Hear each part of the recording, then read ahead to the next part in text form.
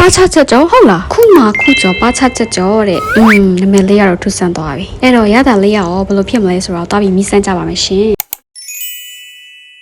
ကဲဒီတစ်ခါမှာတော့မနော်ရမန်ညစီမှာအရင်နာမည်ကြီးနေတဲ့အီမိုထိုင်ဝမ်ချက်ကြော်ဆိုတဲ့ဆိုင်လေးမှာခုမှခုကြောပါချချက်ကြောဆိုတဲ့ဟာလေးကိုသွားပြီးတော့စမ်းစားကြည့်ပါပါရှင်သူကဒီပါချချက်ကြောနေမဟုတ်ပဲနဲ့တခြားသော drink တွေတောက်စရာတွေလည်းရှိပါရဲ့ရှင်ဒါနဲ့ဒီကနာမည်ကြီးသွားတာကတော့ပါချချက်ကြောကနာမည်ကြီးသွားတာပေါ့နော်မှာကြည့်ပါဦးသူကခုမှခုကြောဆိုတဲ့အတိုင်းပဲနော်ခက်တော့မှားတဲ့ချိန်ကျမှကြော်ပေးတာတဲ့အတွက်ချက်ကြောကြော်တဲ့အတန်လေးကအစပေါ့နော် ASMR တော့ဖြစ်နေပါပြီရှင်